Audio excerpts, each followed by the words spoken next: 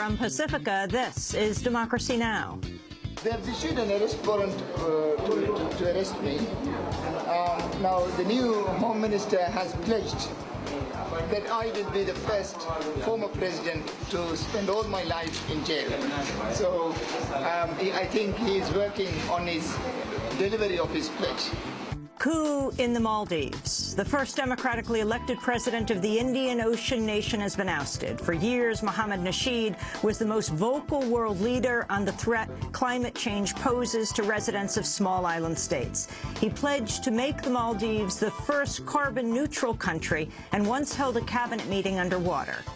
We are actually trying to send our message, let the world know what is happening and what will happen to the Maldives if climate change is not checked. We'll get a first-hand account of the Maldives coup from President Nasheed's aide, now in hiding.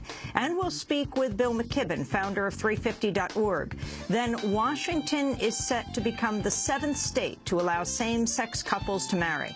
The State House gave final passage to the bill yesterday. The governor promises to sign it. I'm Chris Gregoire, governor of the great state of Washington, and I'm an American for marriage equality. As governor, I believe the state of Washington cannot be in the business of discrimination.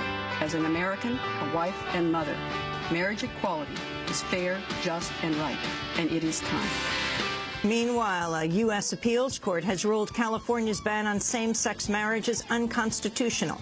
We'll speak with gay rights activists in California and Washington. All that and more coming up.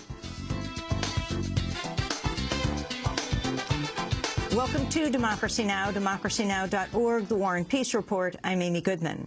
The 5 largest U.S. banks have agreed to a reported $26 billion settlement to resolve claims over abusive practices that force scores of people from their homes and help bring about the nation's financial meltdown.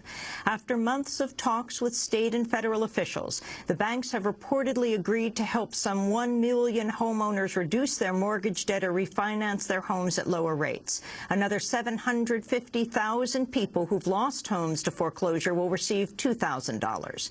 The deal would mark the largest civil action settlement for the housing industry, but would still only help a fraction of the struggling homeowners affected by the bank's practices.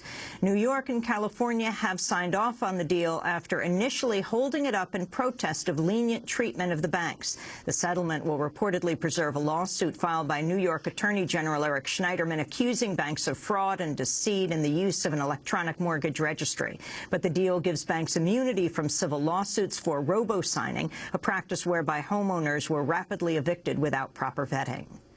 At least 4 people have been killed in a U.S. drone strike in Pakistan's North Waziristan region, the second in as many days.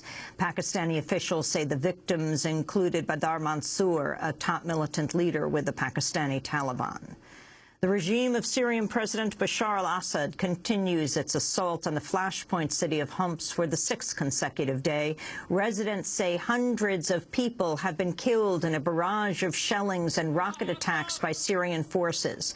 At the United Nations, Secretary General Ban Ki-moon condemned the assault on Homs and said the Arab League is preparing to revive an observer mission to Syria. Yesterday, I spoke with the Arab League Secretary General Nabil El-Arabi about how to end the killings and begin political negotiations. He informed me that he intends to send the Arab League observer mission back to Syria and asked for UN help. He further suggested that we consider a joint observer mission in Syria, including a joint special envoy. I fear that the appalling brutality we are witnessing in Homs, with the heavy weapons firing into civilian neighborhoods, is a grim harbinger of wars to come. Such violence is unacceptable before humanity. Activists in Bahrain are preparing to mark next week's 1-year anniversary of the start of their protests against the U.S.-backed Sunni monarchy. At a rally this week, the Bahraini activist Nabil Najab called on demonstrators to reoccupy the Pearl roundabout in the capital, Manama. The right of expression, the right to hold gatherings, these are 2 rights the regime is trying to take away from us. I want to tell you that we should go to Manama, hold protests and without permission, to stand up to this government and maintain that this is one of our rights. We will not back down on these rights, especially when it comes to protesting at the Pearl Roundabout. That was Bahraini activist Nabil Rajab. The Iraqi government says it'll impose new curbs on private military firms to slow what it calls a giant army threatening national sovereignty. Iraqi Deputy Interior Minister Adnan al-Assadi said scores of unlicensed weapons have been recovered in raids of the company's offices. What the Interior Ministry worries about is that there is a giant army of these companies on the streets with their weapons. It does not matter if these weapons are licensed. They pose a security risk that must be addressed in any way. The U.S. may be scaling back plans to build military bases in Japan and on Guam due to financial and political pressure.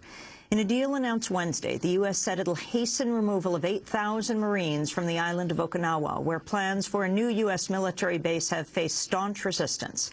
Congress has also questioned the cost of a plan to relocate those Marines to Guam. Meanwhile, Reuters is reporting the U.S. is seeking more access to ports and airfields in the Philippines in order to refuel and service its warships and planes. House lawmakers are expected to pass a watered-down version of legislation today banning insider trading in Congress. House Republican leader Eric Cantor has stripped the Stop Trading on Congressional Knowledge Act, or STOCK Act, of a rule that would have required political intelligence consultants to register in the same way as lobbyists. Democratic Congressmember Louise Slaughter of New York said the public needs to know more about these consultants who, she said, quote, glean information from members of Congress and staff and sell it to clients who make a lot of money off it. Republican presidential hopefuls returned to the campaign trail Wednesday, one day after Rick Santorum's sudden resurgence with a 3-state victory. Speaking in Texas, Santorum took aim at what he called progressive intolerance of evangelical Christians. This is the intolerance of the left, the intolerance of this secular ideology. It is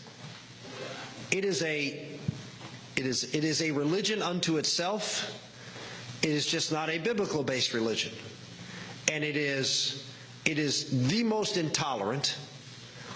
Just like we saw from the days of the atheists in the Soviet Union, it is completely intolerant of dissent because they fear dissent. Why?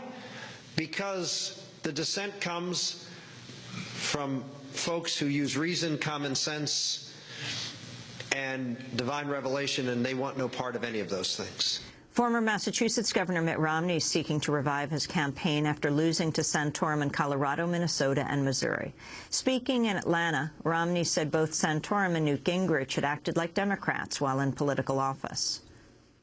Republicans spent too much money, borrowed too much money, earmarked too much, and Rick Santorum and Newt Gingrich have to be held accountable. This is one of the reasons the Tea Party grew up, of course, is that people were unhappy about incumbents, people who'd spent their careers in Washington, borrowing, spending, and earmarking. And they said, look, we want to throw the guys out that have been there too long and bring in some new faces. And in this race, I'm the only guy that hasn't spent time in Washington.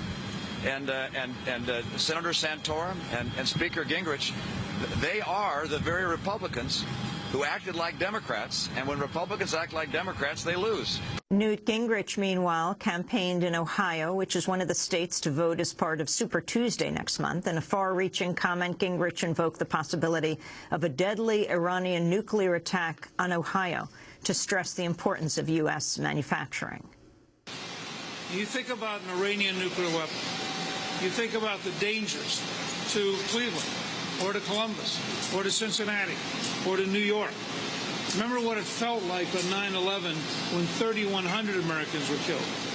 Now imagine an attack where you add 2 zeros, and it's 300,000 dead, maybe 500,000 wounded. This is a real danger. This is not science fiction.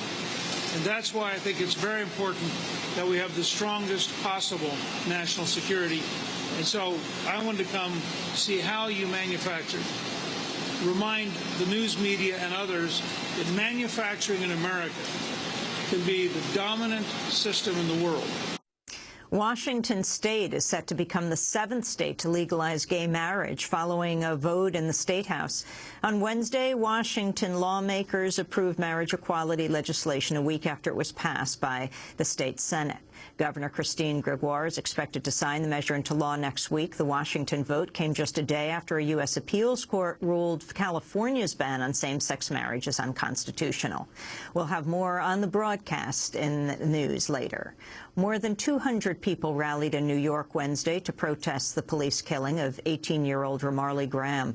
He was shot at close range in his parents' apartment in the Bronx after being chased into the house by narcotics detectives. He was unarmed. Carlton Berkeley, a retired New York police detective, criticized Police Commissioner Ray Kelly for skipping a meeting with community members. Hopefully the next time, right, the commissioner will show up. If he wants to, extend his condolences to the family or whatever, he can do it face to face. But he also has to apologize to the community. All right, one young man was killed, but there are thousands who have been mistreated, who has been abused and violated by the same police officers that took Ramarley Graham's life, and by some of the officers that brutally beat Jatik Reed. And the civil rights activist Dr. Patricia Stevens has died at the age of 72. She took part in one of the civil rights movement's first-ever jail-ins when she and 4 others were arrested for sitting at a Woolworth lunch counter in Tallahassee, Florida. And those are some of the headlines. This is Democracy Now!, democracynow.org, The War and Peace Report. I'm Amy Goodman. And I'm Juan Gonzalez. Welcome to all of our listeners and viewers around the country and around the world.